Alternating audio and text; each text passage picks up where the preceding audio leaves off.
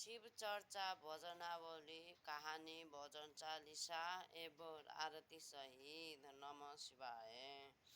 शिव आज भी गुरु है। आहा, कति राम्रो शिव भगवान।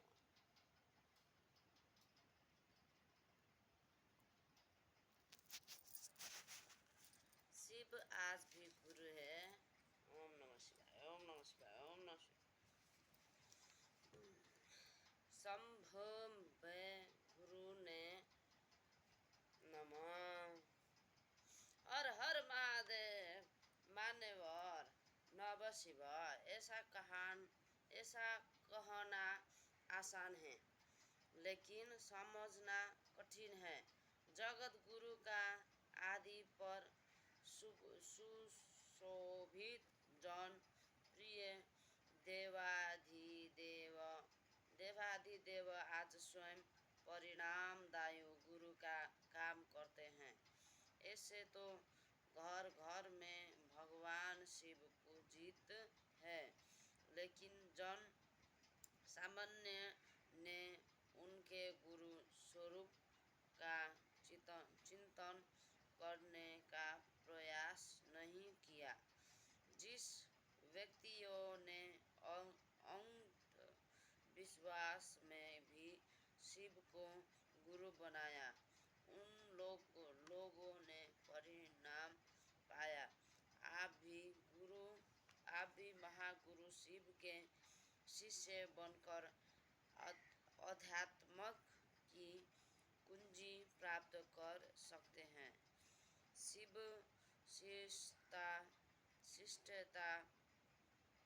शिष्टता ग्रहण करने के 3 सूत्र।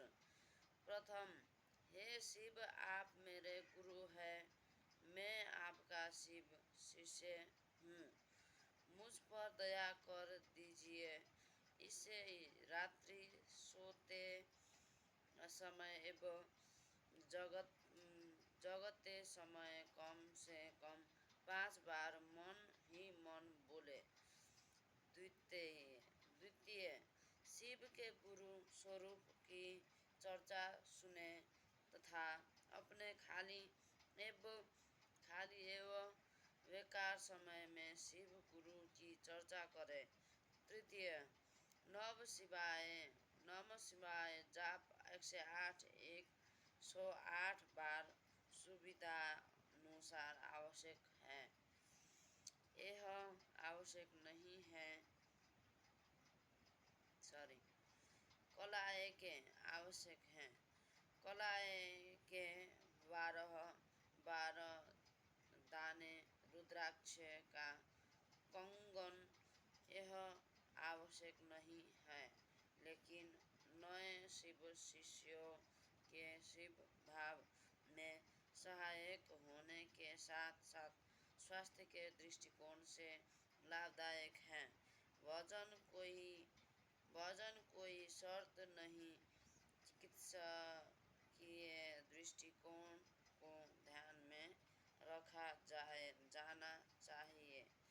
जिस व्यक्ति को शिव शिष्य बनना है, शिव को गुरु बनने की इच्छा वाले 1, 2, 3 या 5 शिव शिष्य मिलकर इन शब्दों से करें। मैं श्री शिव को अपना गुरु हमेशा मानना है। शिव के अंतरिक्ष साम्राज्य में यह शुभ समाचार दर्ज हो। शिव चर्चा, शिव गुरु की सृष्टि। जिस समय सर्वत्र केवल अंधकार ही अंधकार था, न सूर्य दिखता था, न चंद्रमा, ग्रह नक्षत्रों का कहीं पता नहीं था, न दिन होता था न रात। पृथ्वी, जल और वायु की भी सत्ता नहीं थी। उस समय एकमात्र सत्य ब्रह्म सदाशिव की ही सत्ता विद्वान थी, जो अनादि और चिन्मय कही जाती है। सत्ता विद्वान थी जो सत्ता विद्वान थी जो अनादि और चिन्मय कही जाती है। उन्हीं भगवान सदाशिव को वेद पुराण और उपनिषद तथा सद महात्मा आदि ईश्वर तथा सर्वलोक सर्वलोक महादेव सर्वलोक महेश्वर कहते हैं। एक बार भगवान शिव के मन में सृष्टि रचने की इच्छा हुई। उन्होंने सोचा कि मैं एक से अनेक हो जाऊं। यह विचार आते ही सबसे पहले परमेश्वर शिव ने अपनी पराशक्ति अंबिका को प्रकट किया तथा उनसे कहा कि हमें सृष्टि के लिए किसी दूसरे पुरुष का सृजना करना चाहिए, जिसके कंधे पर सृष्टि संचालन का महान भार रख कर हम आनंदपूर्वक विचरण कर सके। ऐसा निश्चय करके शक्ति सहित परमेश्वर शिव ने अपने वाम अंग के 10वें भाग पर अमृत मल दिया। वो से तत्काल एक दिव्य पुरुष प्रकट हुआ। उसका सौंदर्य अतुलनीय था।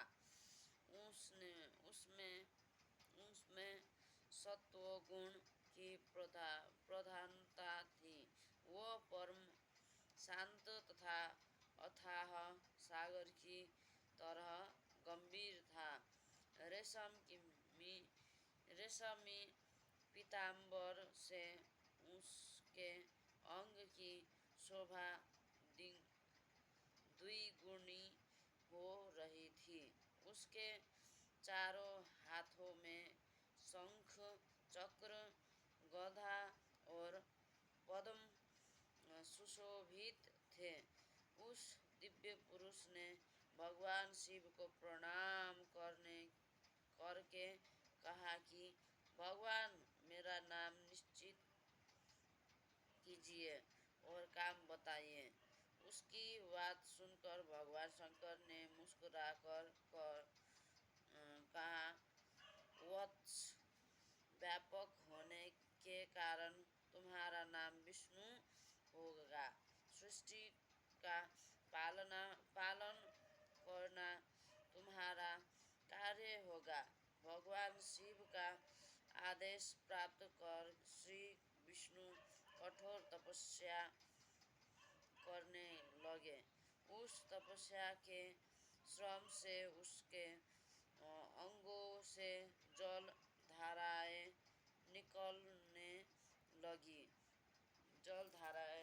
लगी, जिससे सुना आकाश भर गया। अंत उन्होंने थककर उसी जल में शयन किया। जल अर्थात नार में शयन करने के कारण ही श्री विष्णु का एक नाम नारायण हुआ।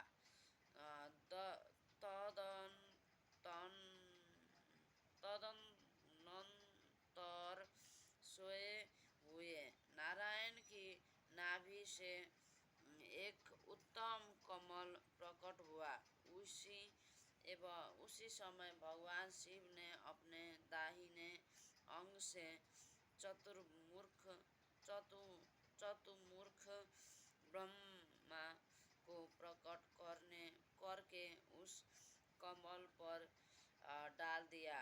महेश्वर की माया से मोहित हो जाने के कारण बहुत दिनों तक ब्रह्मा जी उस कमल के नाम में भ्रमण करते रहे, किंतु उन्हें अपने उत्पत्तिकर्ता का पता नहीं लगा।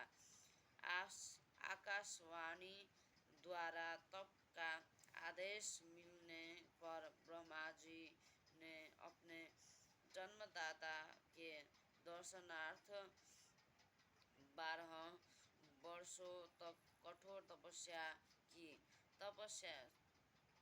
तत्पश्चात उनके सम्मुख भगवान विष्णु प्रकट हुए। परमेश्वर शिव लीला से उस समय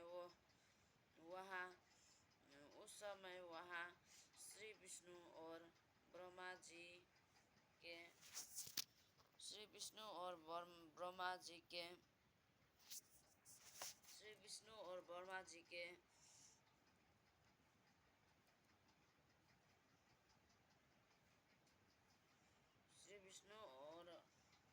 उस अग्नि स्तंभ के आदि अंत का पता नहीं लगा सके।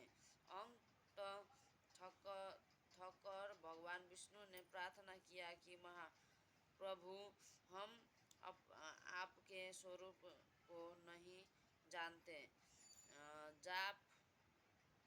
आप जो कोई भी हो, हमें दर्शन दीजिए। भगवान विष्णु की स्तुति सुनकर महेश्वर शिव सहसा प्रकट हो गए और बोले, सुर श्रेष्ठ गण, मैं तुम दोनों के तप और भक्ति से भली भांति संतुष्ट हूँ।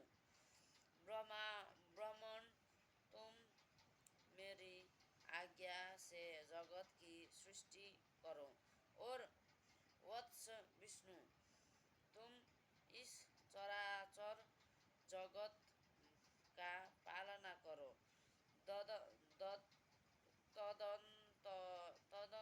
तदनंतर परमेश्वर शिव ने अपने हृदय भाग से रुद्र को प्रकट किया और उन्हें संहार का दायित्व सौंपकर वही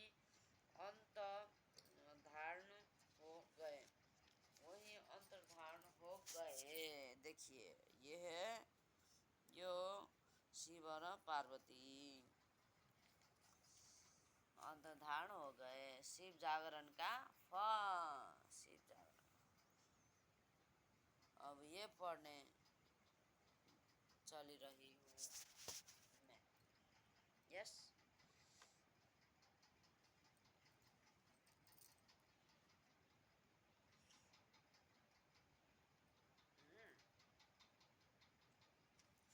ओम नमः शिवाय, ओम नमः शिवाय, ओम नमः शिवाय, ओम नमः शिवाय। जिस समय सर्वत्र केवल अंधकार ही अंधकार था, न सूर्य दिखता था, न चंद्रमा, ग्रह, नक्षत्रों का कहीं पता नहीं था, न दिन होता था न रात, पृथ्वी, जल और वायु की भी सत्ता नहीं थी। उस समय एकमात्र सत्य ब्रह्म अर्थात सदाशिव की ही सत्ता विद्वान थी, जो अनादि और चिन्मय का ही जाति है। उन्हीं भगवान सदाशिव को वेद, पुराण और उपनिषद तथा सप्त महात्मा आदि ईश्वर तथा सर्वलोक महेश्वर करते हैं। एक बार भगवान शिव के मन में सृष्टि रचने की इच्छा हुई।